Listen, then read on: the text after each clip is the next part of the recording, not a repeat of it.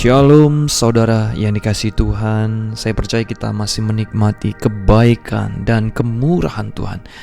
Kasih karunia dan damai sejahtera melimpahi kehidupan kita. Haleluya. Tuhan berjalan di depan kita. Tuhan menudungi kita dengan kepak sayapnya. Kita akan melihat perkara-perkara yang lebih besar dan yang lebih ajaib yang akan Tuhan kerjakan di dalam hidup kita. Beberapa waktu yang lalu kita sudah bersama-sama melihat di tengah-tengah masalah yang sedang kita hadapi. Mungkin kita berpikir, di mana Tuhan? Di mana Tuhan? Tuhan selalu ada bersama-sama kita. Tuhan terus bekerja di belakang layar. Bahkan Tuhan berperang buat kita untuk mendatangkan kebaikan. Haleluya. Hari ini kepada kita akan dibagikan sesuatu yang akan memberkati kita dan membangkitkan iman, pengharapan dan sukacita bagi kita. Haleluya. Terkadang apa yang iblis lakukan itu lebih nyata, lebih kelihatan. Mengapa? Karena iblis menyerang perasaan atau panca indera kita. Apa yang kita lihat, apa yang kita dengar, dan apa yang kita rasakan. Tetapi Tuhan mau kita berdiri dan berjalan di atas dasar iman, bukan berdiri dan berjalan di atas dasar apa yang kita rasakan, bukan berdasarkan apa yang kita lihat atau kita rasakan, atau bahkan bukan berdasarkan oleh kelima panca indera kita.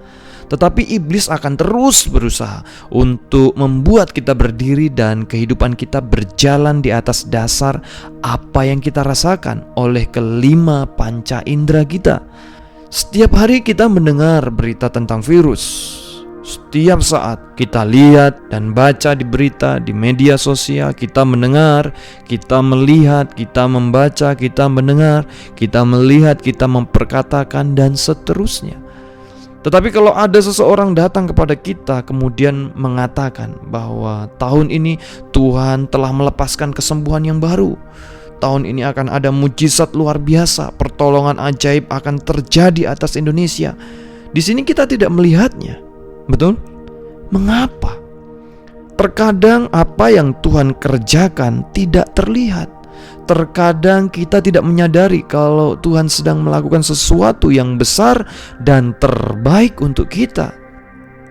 Ketika Allah mau membangkitkan seseorang untuk membebaskan umatnya dari Mesir, apa yang terjadi? Apa yang Allah lakukan? Musa lahir. Tetapi tidak ada yang tahu bahwa Allah sedang melakukan sesuatu yang besar. Tidak ada yang tahu bahwa Allah sedang bekerja di balik layar. Tetapi ketika iblis tahu dan menyadari, iblis mulai merancangkan sesuatu, mempengaruhi Firaun supaya mengeluarkan perintah untuk membunuh semua bayi laki-laki yang lahir. Tetapi Allah menyelamatkan Musa dengan cara yang ajaib. Allah memanfaatkan orang Mesir untuk memelihara, merawat, memberi makan dan membesarkan Musa. Hal yang sama juga terjadi terhadap Yesus. Di malam yang sunyi, malam kudus, tidak ada yang tahu, hanya beberapa yang tahu, orang-orang Majus dan para gembala. Apa yang iblis lakukan? Ketika Herodes mendengar dari orang-orang Majus bahwa seorang raja telah lahir, iblis mempengaruhi Herodes supaya mengeluarkan perintah untuk membunuh semua bayi berumur di bawah 2 tahun. Semua orang melihat apa yang iblis lakukan. Semua orang melihat pembunuhannya. Semua orang melihat bayi-bayi dibunuh.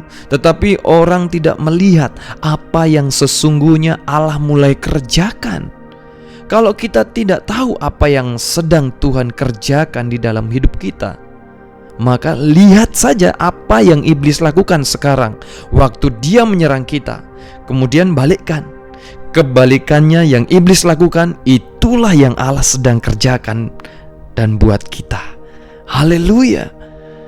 Kalau iblis sedang menyerang kesehatan kita hari ini, enggak apa-apa, karena akan ada kesembuhan yang luar biasa yang akan Tuhan kerjakan, berikan kepada kita di dalam hidup kita.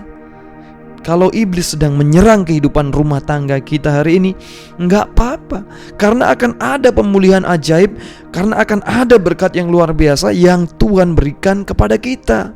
Kalau iblis sedang menyerang pekerjaan kita, usaha kita hari ini, biarin aja.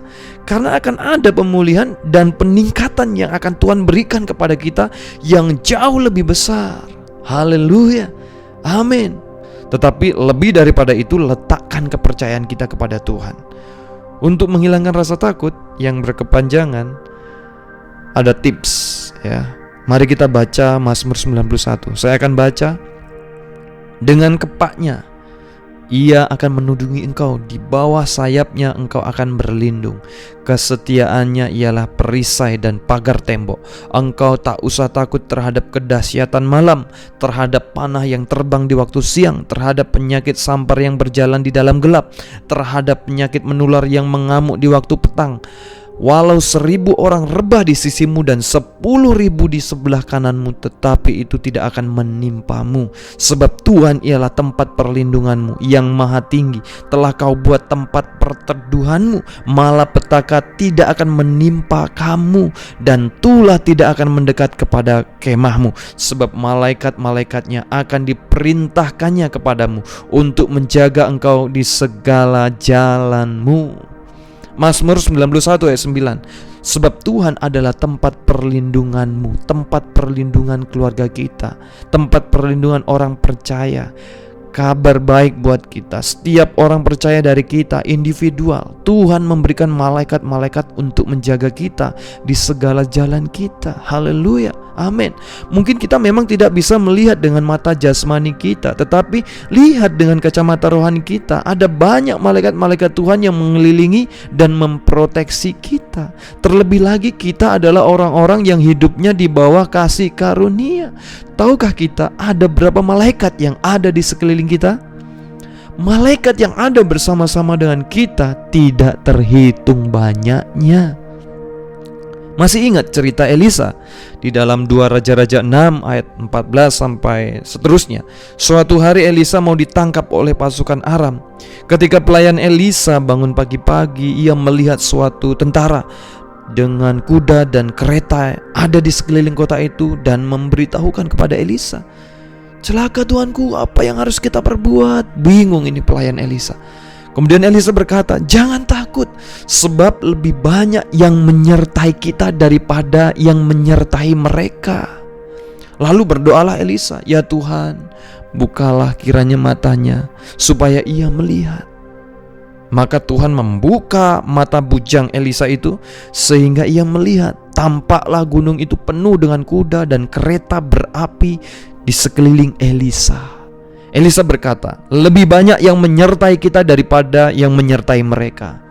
Dengan kata lain, lebih banyak malaikat yang menyertai kita dari virus. Lebih banyak malaikat yang menyertai kita daripada serangan iblis yang menyerang dunia ini. Kita aman di dalam lindungan kepak sayapnya. Setiap pagi kita bangun, perkataan iman. Mungkin bisa baca dan perkatakan Mazmur 91 atas diri kita atau keluarga kita. Jangan fokus pada apa yang orang lain katakan, tetapi fokuslah kepada apa yang Tuhan katakan. Fokus pada apa yang firman Tuhan katakan. Tuhan ialah tempat perlindunganku, yang maha tinggi telah kubuat tempat perteduhanku. Malapetaka tidak akan menimpa aku, dan tulah tidak akan mendekat kepada kemahku. Sebab malaikat-malaikatnya akan diperintahkannya kepadaku untuk menjaga aku di segala jalanku. Yang menyertai kita lebih banyak daripada musuh-musuh kita. Selamat menikmati kebaikan dan kemurahan Tuhan. Shalom.